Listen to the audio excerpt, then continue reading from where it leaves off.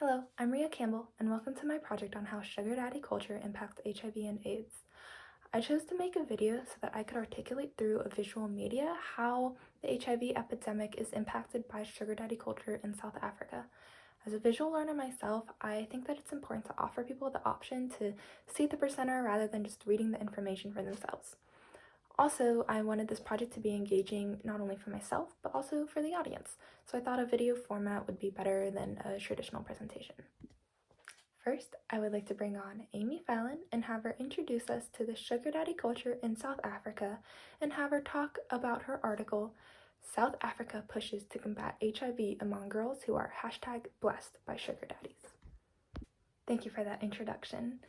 Yes, sugar daddies, or blessers as they are also known as, are typically older, oftentimes married men who offer money and gifts to young women and teenage girls in exchange for sexual relations. In South Africa, about 2/3 of those under the age of 25 are unemployed.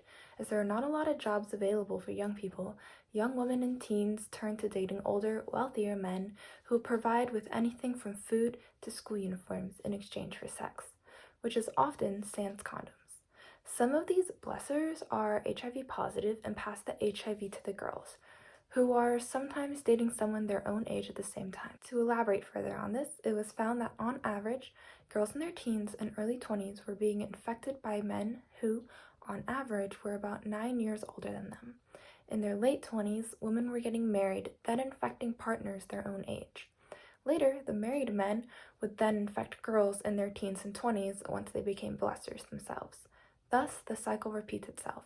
In fact, research done by Doctor of Science Guy Laring and his colleagues suggest that this exact type of age-disparate relationships can increase the incident rates of HIV in young women. While the results did vary from country to country, there was a positive correlation of intergenerational relationships increasing the risk of HIV exposure in South Africa. That's very interesting, Amy. Thank you for that. Joining us now is Olga Kazan. Olga, it's my understanding that you've written quite the story on this topic. But for now, I was wondering if you would be able to share a story with us from one of the women that you met while in South Africa. Yes, I can. Thank you for asking. While in South Africa, I met Mbali, who was just 17 at the time she met her sugar daddy, who was in his 30s.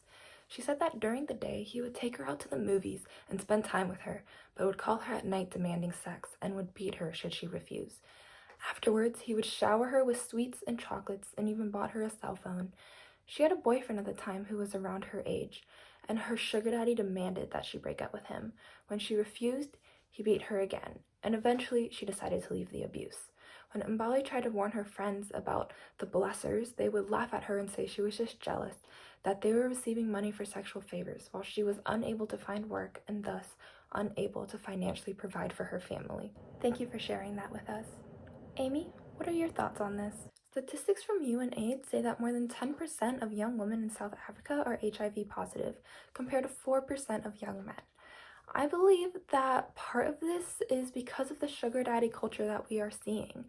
The head of Embrace Dignity, a charity that supports women who sell sex, said, quote, "Women often do not have the power to negotiate safe sex in these relationships, especially as some men offer more money for sex without a condom," end quote. I believe something needs to be done in order to educate the public about safe sex practices, interpersonal relationships, and HIV and AIDS. In fact, one woman who used to have a blesser said, quote, "We are Zulus.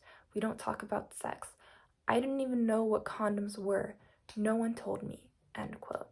It's important to note that about 1/3 of teen girls in South Africa have had a partner at least 5 years older than them. I believe that reducing age-disparate sex can reduce the incident rates of HIV among young women. Unfortunately, as South Africa's youth population grows, so does poverty and unemployment rates, which, in turn, increases the vulnerability of girls who are already facing high levels of violence, rape, and even child marriage.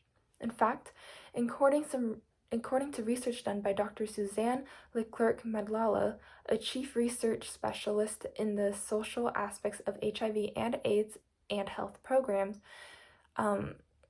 findings showed that for every year's increase in the age difference between partners, there was a 28% increase of the odds of having unprotected sex. What do you think can be done? Well, in an article done by Devin Haney, experts stated that in order to eradicate HIV and AIDS, new infections must be prevented, especially in young women and girls aged 15 to 24, as they are 4 times more likely to contract the virus than their male peers. Mitchell Warren, executive director of global advocacy for HIV prevention, said, "We've known for years that the face of AIDS is a woman. What we do not know yet is how to fundamentally disrupt that from happening." End quote. Based off this, I think it's important to make efforts that are women-based and even women-led.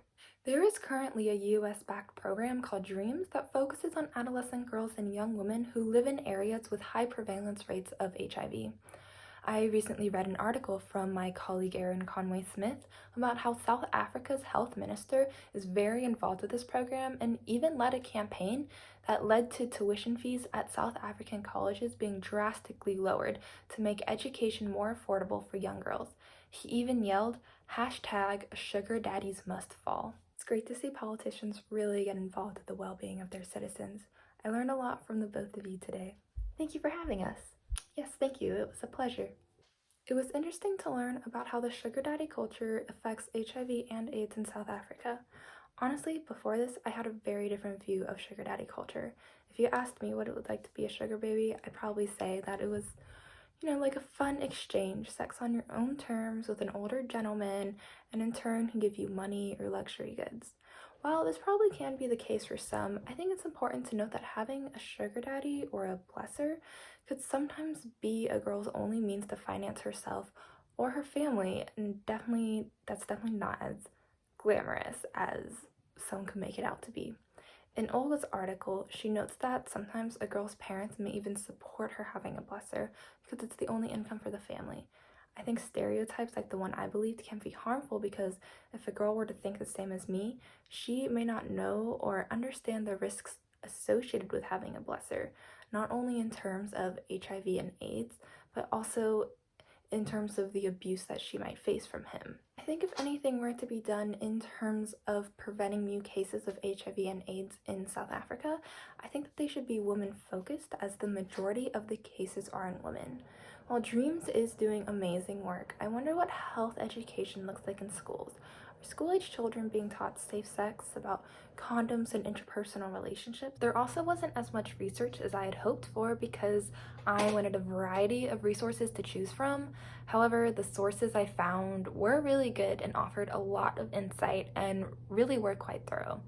I wish there were more information on what could be done to break the cycle of spreading HIV through young girls and blessers.